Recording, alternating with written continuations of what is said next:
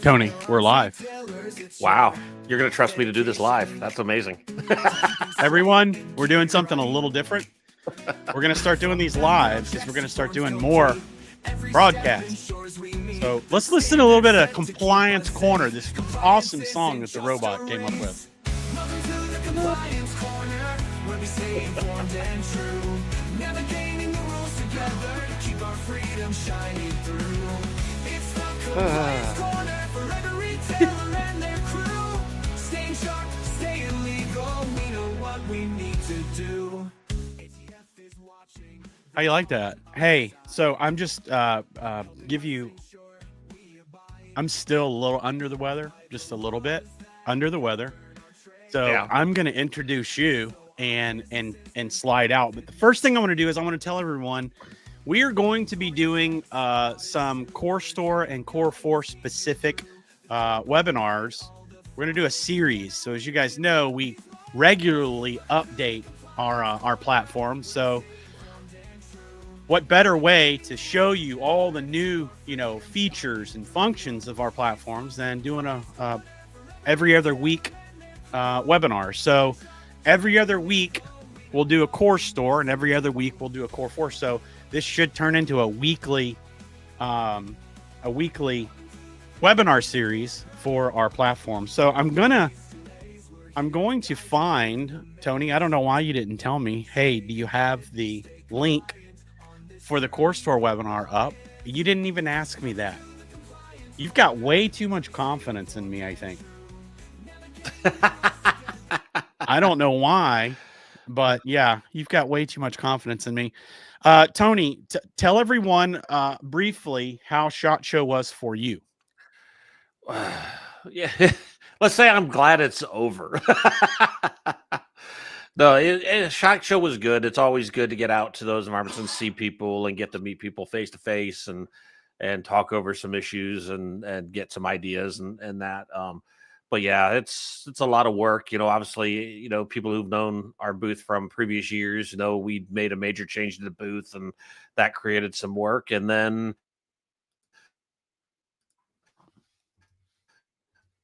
of course the SHOT Show crud set in, so more stressful across the board. So, Right. but all in all, it was Yeah. good. It was good. It was good. Yeah, I did okay up until Wednesday night, which is when we did our Yeah. internal dinner. And when I went to bed, I didn't get up until Friday afternoon.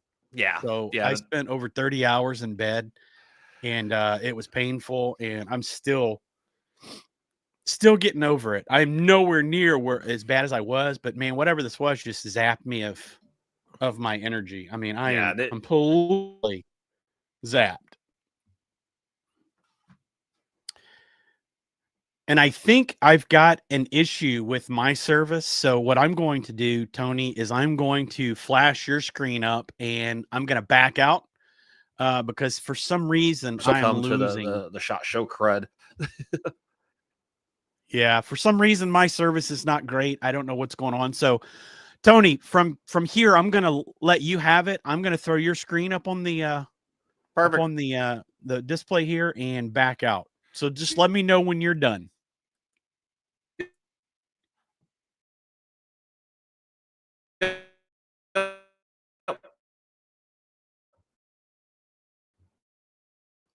And get this out here. So perfect. All right. So yeah, a lot's happened since we've done this last time. Obviously, SHOT Show's come and gone. Thank God that's over with, and we've survived that.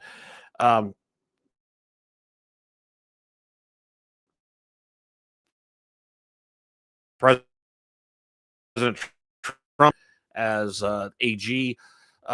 As the AG. So hopefully we'll be seeing some things moving forward then. But there's been some other current events to stay on top of, just aware of. And I don't know how many people saw these types of headlines. This was a little ahead of SHOT Show, but basically some news agencies out there, a few of them grabbed headlines saying that the zero tolerance policy was ended. And this couldn't be more further from the truth. This is some basic fake news that got out there. They grabbed onto some old headlines or some weird leaked headlines and got it out there. And, Fox News was the only one. There was a few that did this.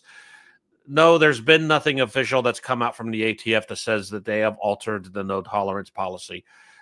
Things are still going on heavily. And in fact, from my perspective, in the last few weeks, the inspections are being done as stronger and as stringent as ever. I've talked to more people who are being inspected right now over the last probably 6 to 8 weeks. More dealers going through inspections than I can recall at one time in the past. So things are still moving stronger, and they are still working under that no tolerance ever. Now, a little frustrating. We'd hoped Trump would have made some changes to that early on. It just hasn't happened yet. I'm hoping maybe here with, again, Pam Bondi getting sworn in as AG, maybe this will now be coming down the pike. Certainly hope they don't wait to do something with the ATF director and start turning this around. I believe there's some events coming up with some testimony on with Congress on how the no tolerance was been used to weaponize the ATF against gun dealers. So I know there's some stuff going on with that. So hopefully this changes. So the key here is don't drop your guard, stay diligent, stay stringent. Just don't let the administration change at this point. Stop. Altering course of an agency directive like this no tolerance with the ATF is maybe slower than what we thought. So just bear with it. And again, stay diligent on all your compliance efforts. Another thing that's going on out there right now is the Fifth Circuit. So Fifth Circuit's Texas, Louisiana, Mississippi, those few states, something like that. They made a ruling pertaining to handgun sales to people ages 18 to 21, and I'm currently at the federal level, under 21 can't buy handguns. One thing I want everybody to understand about this is not a federal do-all, end-all to that law. In fact, the ruling that was based on this basically kicked the decision back down to the lower court. So even at the Fifth Circuit level, that only applies to those states in the Fifth Circuit. But since it was kicked down, the decision was remanded back to the lower court. This is still very much something that's in process. This is not the time to start selling handguns to people under 21 years of age. Don't do that. Stick to what the current laws are. Let this case make it through the courts as properly as they should be through all the levels. So keep that in mind. Yes, this is going through. Yes, this could be something very good for the 2A community. Don't jump the gun yet, though, and think this is the end-all, do-all for the under 21 purchasing of handguns. Okay, stick to what we know. And if anybody hasn't been paying for, I've got to bring this out specifically for our friends out in Colorado. If you haven't been paying attention to this, you should have. So Colorado is the Colorado Senate is scheduled today to make a vote on a gun ban, a semi-automatic gun ban, to go into law up there. So if you haven't been paying attention to this, you should be, because this is very broad-reaching, very broad in how this could affect the gun industry in Colorado and what it'll make things look like.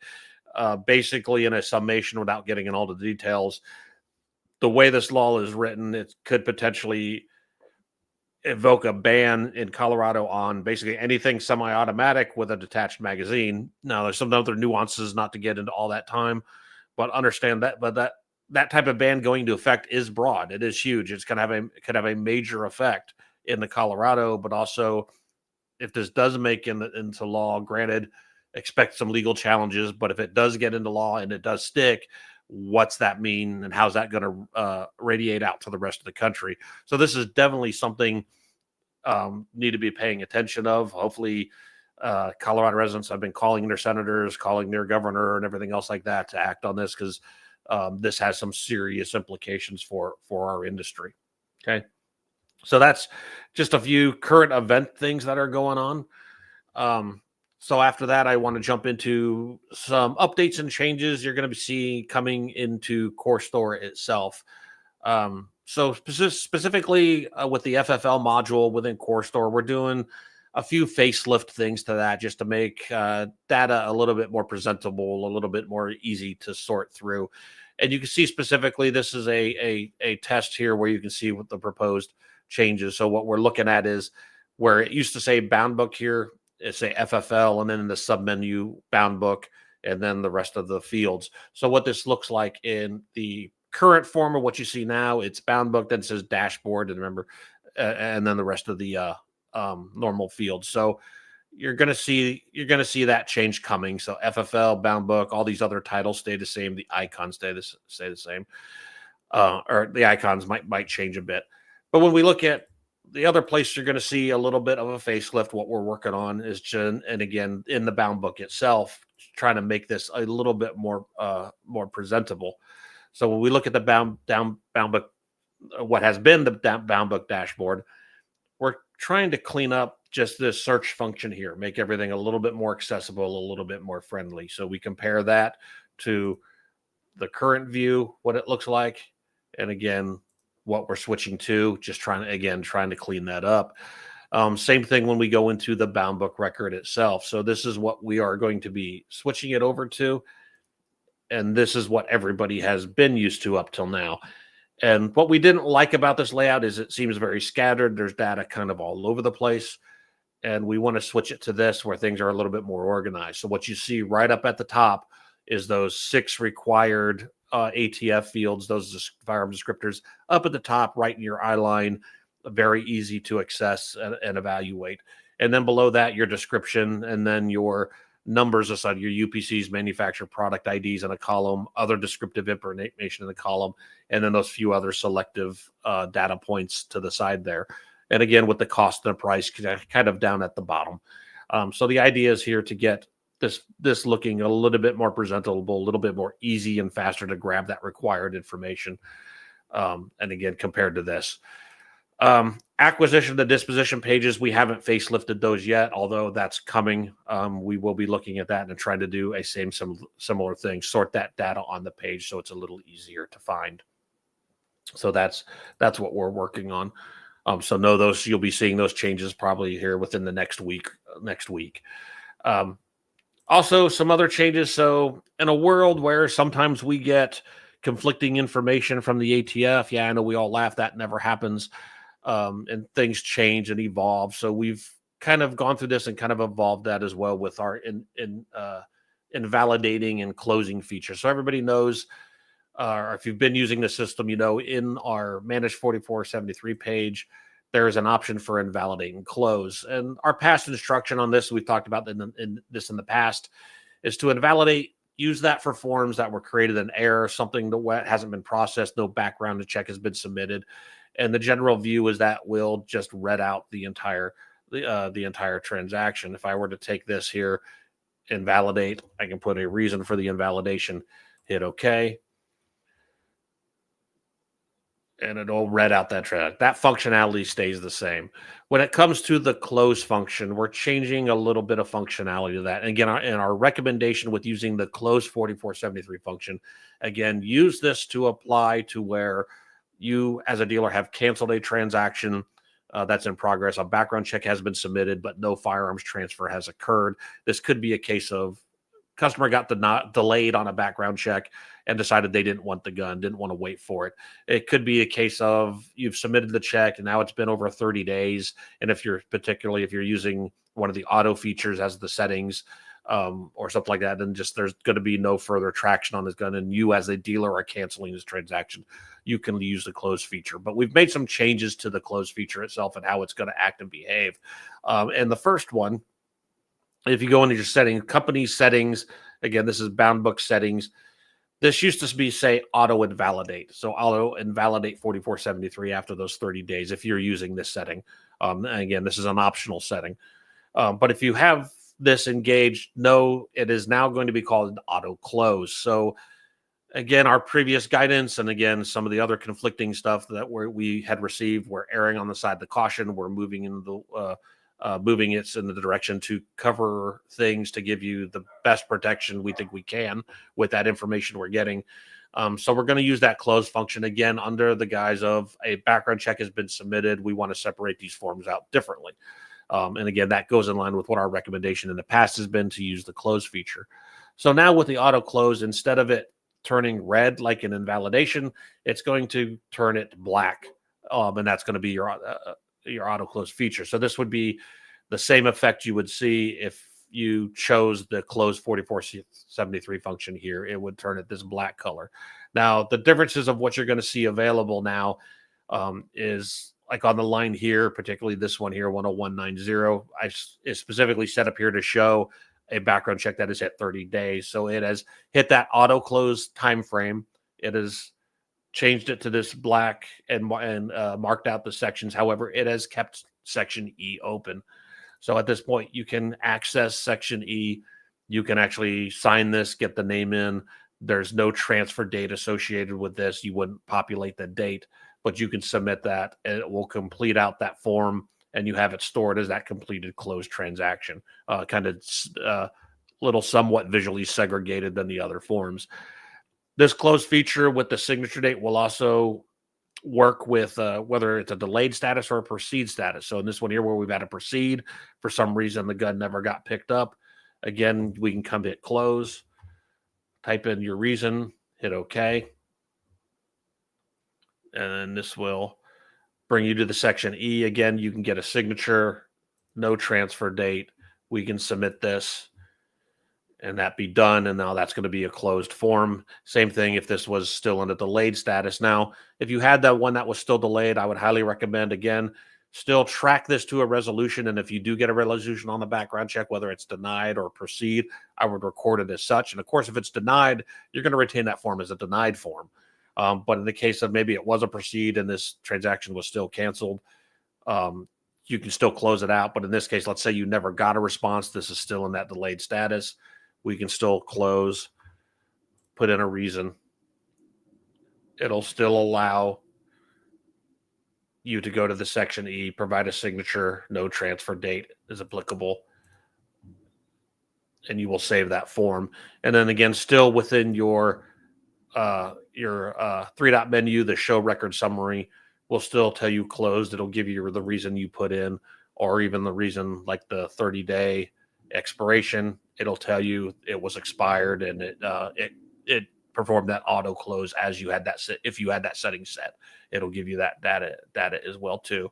So again, some slight adjustments in how the close features work to provide a more thorough, cover all the bases to make sure forms are processed correctly and everything. So that change is coming out. That should be out next week as well too. And a final change I want to bring up.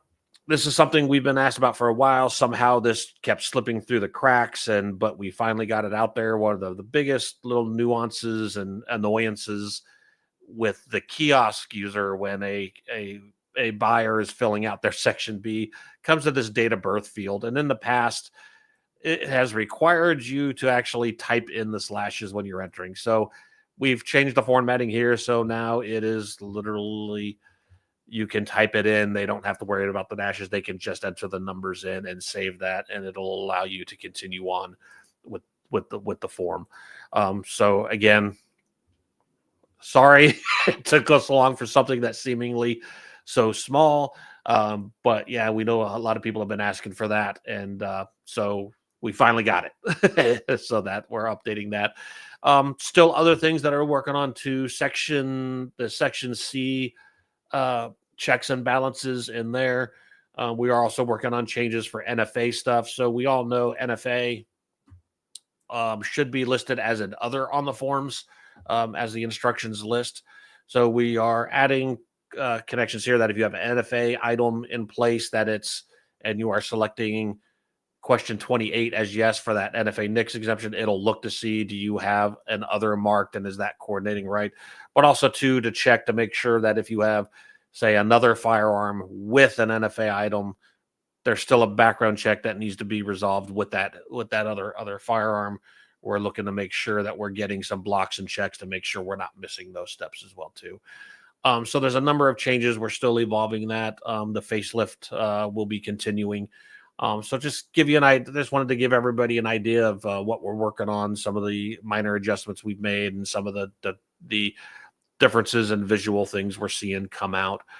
So again, just a quick update on that. But other than that, I think that's everything we wanted to cover today. A few current events, a few minor changes coming through. Joel, you got anything? Yeah, I don't know if you covered this. I just remembered it when you started talking about some things that were happening in the news. Mhm. So I'm going to send it to you over our little chat here, and then maybe you can talk about that if you haven't already. Anti-gun extremist. Let me open this guy up.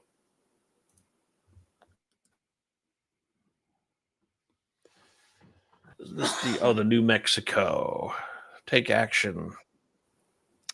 Yeah, it looked like they were. Oh yeah. SB 279. Yeah. So I'm trying to remember the exact wording and everything, and but I think this is going to be another thing like what we're seeing in Colorado, trying to introducing more regulation and again going after those semi-automatic firearms and stuff like that. So if that's the case, I would need to reread this again, refresh my memory on it. But if it's like the Colorado one where they're literally targeting anything semi-automatic with a detachable magazine, again, it's a very sweeping Right. gun bill that's literally is going to change the face of if it makes it into law, would change the face of how what retail firearm sales looks like, because it's the Colorado one is written just vague and obscure enough that really it's got the potential to be used on a very, very broad basis to eliminate sales of a lot of firearms. So, Okay. and again, what is the effect of that going to have if it makes it and stays in the law? The effect that can have on the country, because that's going to be the trend. It's anywhere. A lot of the big fights have occurred at the states. We've known that that's been the trend for the last several years. Try to pass these things at the state level because they haven't been able to really do it at the federal level. But as it goes from one state to the next state to the next state, remember it's death by 1,000 paper cuts. Every little piece that we become used to and kind of, well, okay, that wasn't so bad. Well, okay, that wasn't so bad. Eventually, all those paper cuts lead to a major bleed and kind of changes the face of the world as we know it. Right. So, 100%, I think Colorado, New Mexico, the things have been going on in the states. Don't ignore them.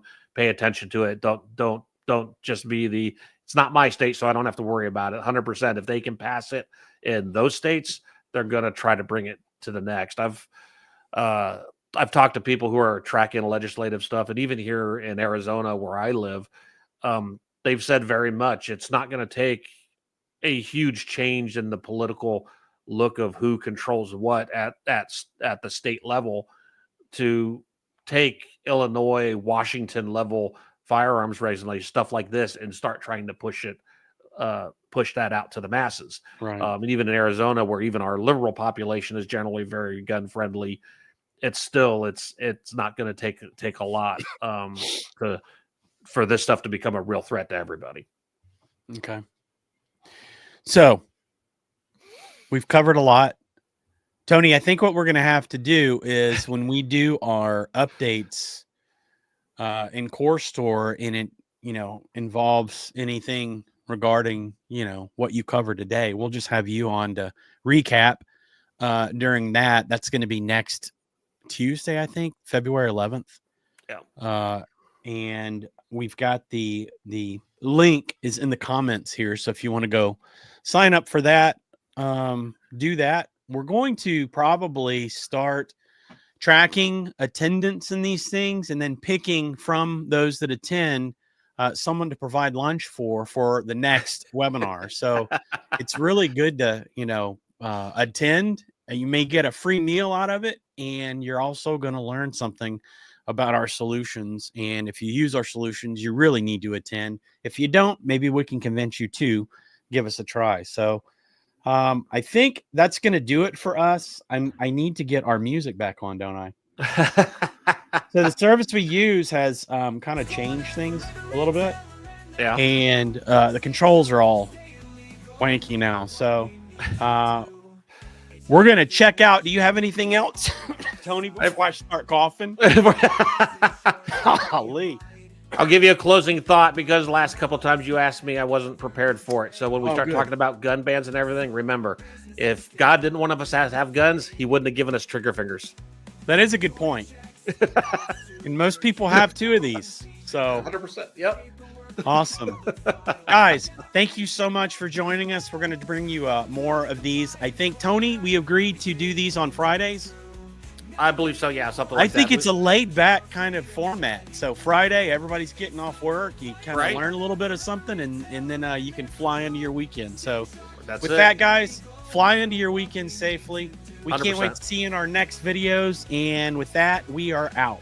Thank you, everybody. Have a good day. Welcome to the Compliance Corner, where we delays. We're here to guide you through the maze. Stay ahead, stay compliant. On this journey, we're reliant.